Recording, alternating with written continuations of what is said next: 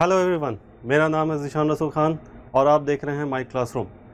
आज हम आपके सामने फिर से हाजिर हुए हैं 8th सीरीज़ के सेकंड लेक्चर के साथ। ओके, सो शुरू करते हैं। पिछले सीरीज़ में आपने देखा कि हमने क्या पढ़ा था। हमने पढ़ा था ओवरव्यू ऑफ एड्स के बारे में, वायरोलॉजी ऑफ HIV देखा था हमने, स्ट्रक्चर ऑफ HIV देखी थी। आज इस लेक्चर में, आज इस सेशन में हम क्या पढ़ेंगे, ये सेशन हमें बताएगा पैथोजेनिसिटी ऑफ द HIV, ठीक है, ट्रांसमिशन कैसे होता है HIV का ह्यूमन में, मिसकंसेप्शन क्या क्या इन्वॉल्व हैं रिगार्डिंग एड्स, ठीक है, एड्स के सिम्टम क्या क्या हैं, इन्वेस्टिगेशन कैसे करते हैं हम एड्स की किसी भी पेशेंट के अंदर। साथ ही साथ हम देखेंगे ट्रीटमेंट क्या प्रोवाइड किया जा सकता है या क्या प्रिस्क्राइब करते हैं हम, ठीक है, एंड इसका बचाव और रोकथाम हम किस तरीके से कर सकेंगे। ओके, सो चलिए शुरू करते हैं। यहाँ पे देखिए, यहाँ पे आपके NCERT का एक डायग्राम हमने यूज़ करा है। यहाँ पे पैथोजेनेसिस फ्लो चार्ट के हिसाब से हमने शो करने की कोशिश की है, ठीक है। यहाँ पे देखिए, तो यहाँ पे आप देख सकते हैं कि रेट्रोवायरस, ओके, HIV रेट्रोवायरस क्या करता है, यहाँ पे अटैक करता है, okay, with its viral RNA core and infects the normal cell. अब ये नॉर्मल सेल में आकर के डायरेक्ट इन्फेक्शन स्टार्ट नहीं करता। इन्फेक्शन स्टार्ट करने से पहले ये अपना DNA बनाएगा यहाँ पे, ओके। ये क्या करेगा, ये अपना DNA बनाएगा with the help of RNA इसकी जेनेटिक मटेरियल, आपको ये पता है। And this process of forming DNA with the help of its own RNA is attend through या is achieve through with the help of reverse transcription. तो यहाँ पर reverse transcription use की जाएगी। अब इसके बाद ये वायरस आपका होस्ट जीनोम में जाकर के इनकॉर्पोरेट करेगा। होस्ट जीनोम जो होगा वो किस सेल को अटैक करेगा, वो CD4 सेल के न्यूक्लियस को अटैक करेगा, ओके। एंड यहीं पे ये क्या कर रहा होगा, अपने आप को रिप्रोड्यूस करेगा और न्यू वायरल RNA का प्रोडक्शन करेगा, ठीक है। अब ये न्यू वायरसेस आगे चल करके फिर अदर सेल्स को ये क्या करेंगे, इन्फेक्ट करेंगे। तो ये तो एक समराइज मैनर में एक छोटे तौर पे हमने देख लिया, मोटे मोटे तौर पे हमने देखा, ठीक है। अब इसी चीज़ को हम और एक्सप्लेनेटरी वे में देखेंगे। आइए, सबसे पहले लाइफ साइकिल ऑफ HIV में जो पहला स्टेप HIV ट्राई करता है वो क्या करता है, attachment and entry. So this is the first stage, ठीक है। इसके अलग अलग स्टेजेस हैं। फर्स्ट स्टेज क्या है हमारा, अटैचमेंट एंड एंट्री। तो सबसे फर्स्ट स्टेप क्या करेगा, ये HIV आपका CD4 सेल के पे जाकर के बाइंड होगा, उसमें उस रिसेप्टर को खोजेगा एंड उस रिसेप्टर पे जाके बाइंड हो जाएगा, ओके। जब ये प्रोसेस कंफर्म हो जाती है तो इसके बाद ये क्या करेगा, ये जा करके करेगा HIV के वायरल एनवेलप को के साथ फ्यूज़ होगा और फिर अपने सेल वॉल को रिलीज़ करेगा, ठीक है। वहाँ पे क्या होता है, ये अपना कैप्सिड रिलीज़ कर देगा। अब ये कैप्सिड क्या करेगा, CD4 न्यूक्लियस को अटैक करना शुरू करेगा, ठीक है। थर्ड स्टेज जो आएगा वो होगा आपका जो रिवर्स ट्रांसक्रिप्शन वाला प्रोसेस था, वो ये स्टेज होगा, थर्ड स्टेज, ठीक है। इसमें क्या होगा, ये अपने RNA के हेल्प से इस होस्ट सेल के अंदर अपना DNA क्रिएट करेगा। अब ये DNA रिवर्स ट्रांसक्रिप्शन के थ्रू फॉर्मेशन हुआ है, तो इसके अंदर जो बेस सीक्वेंस होंगे वो RNA के कम्प्लीमेंट्री में होंगे, ठीक है। इसके बाद फोर्थ स्टेज जो इसकी होती है वो होती है इंटीग्रेशन, ठीक है। इंटीग्रेशन प्रोसेस में क्या होता है बच्चे, इंटीग्रेशन प्रोसेस में क्या होता है कि HIV जो होता है वो CD4 न्यूक्लियस के अंदर जा कर के एंटर कर जाता है। अब ये आप देख सकते हैं कि HIV DNA जो है वो इंटीग्रेज एंजाइम स्ट्रक्चर में, याद कीजिए इंटीग्रेज एंजाइम जो था हमने बताया था आपको, वहाँ पे ये मौजूद था। And this is the integrase enzyme which helps it into fusion, ठीक है। और ये यहाँ आकर के क्या करेगा, ये इंटीग्रेट कर जाएगा कहाँ पे, DNA होस्ट के DNA में, ठीक है। होस्ट के DNA में आप देख सकते हैं ये आकर के इसी का पार्ट बन गया है, ठीक। अब यहाँ से होस्ट DNA का ये हिस्सा बन करके ये मल्टीप्लाई करेगा। सो अब इंटर करते हैं सिक्स्थ स्टेप, ठीक है। ये 5 स्टेप हमने कवर कर लिए। अब सिक्स्थ स्टेप पे आते हैं।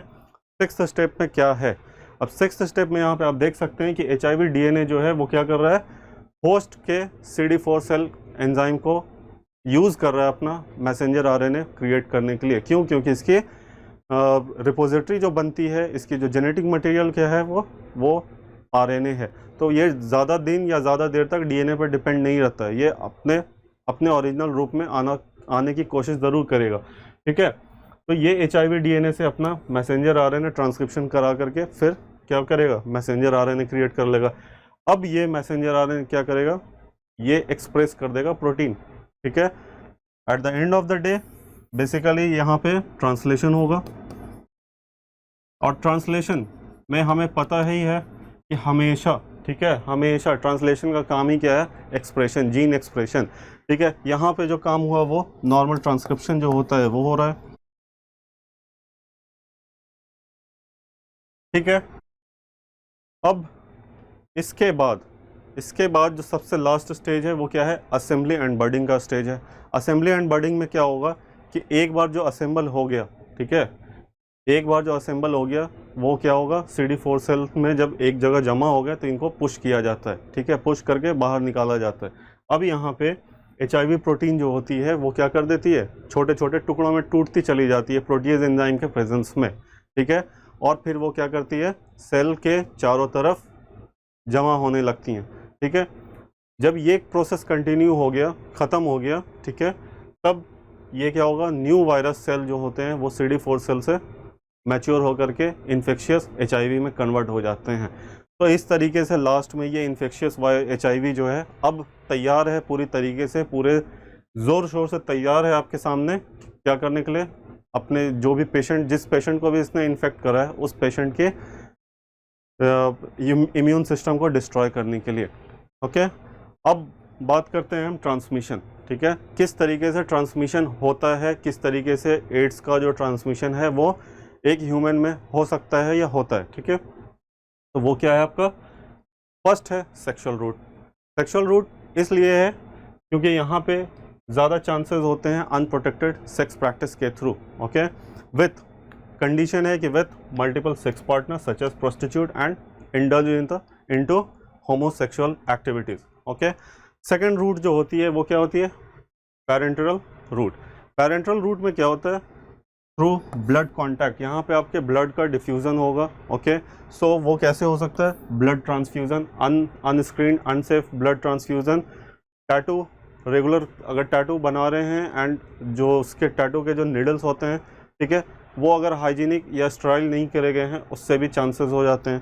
ठीक है, poorly sterilised dental instrument, dental treatment कराने गए थे, रूट कैनाल, रूट ट्रीटमेंट जो भी कराने गए, अब उस दौरान में डॉक्टर ने अपने इक्विपमेंट्स को क्या किया, स्टरलाइज नहीं किया, तो हो सकता है पहले जो पेशेंट को उन्होंने ट्रीट किया होगा वो उस पेशेंट का इन्फेक्शन अगले नए पेशेंट में वो ट्रांसफ़र हो गया। ठीक है, अगला होता है ट्रांसप्लासेंटल रूट।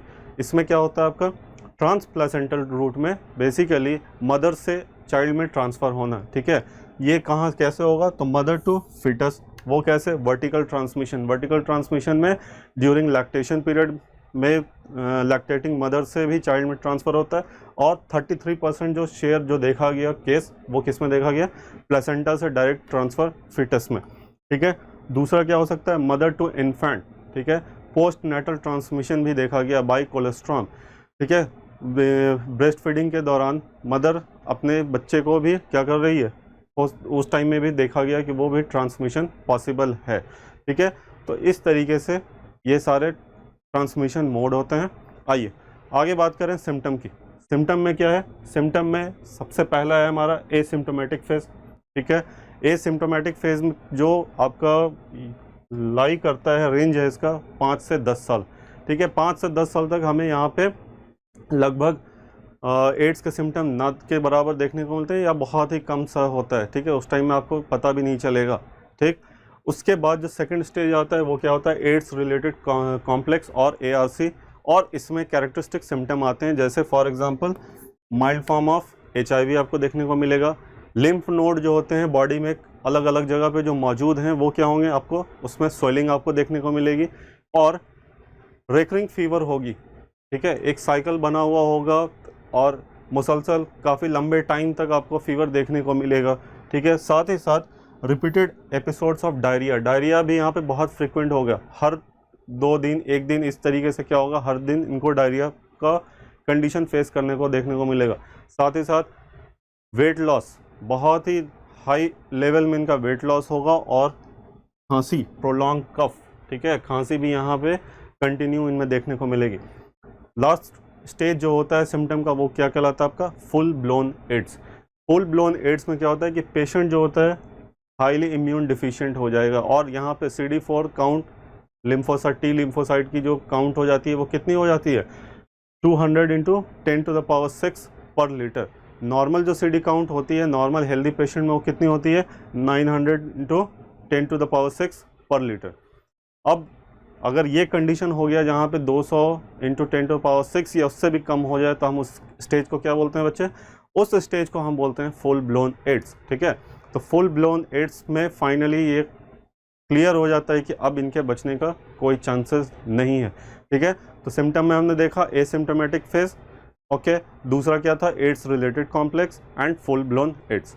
आगे बात करते हैं इन्वेस्टिगेशन, इसके टेस्ट कैसे करते हैं, HIV को हम टेस्ट करके कैसे पता कर सकते हैं, तो उसके लिए स्क्रीनिंग टेस्ट में हम ELISA टेस्ट को यूज़ करते हैं, ओके। फिर दूसरा क्या है, confirmatory test, western blood test, okay. Western blood test में एंटीबॉडीज़ का यूज़ करते हैं हम, पेशेंट के सीरम को यूज़ करके वहाँ पे कंफर्म टेस्ट ले लेते हैं कि पेशेंट इज़ कंफर्मेटरी, इसमें HIV है या नहीं है, ठीक है। अगर ये कंफर्मेटरी टेस्ट आपका कंफर्म कर देता है तो patient is declared HIV positive, okay.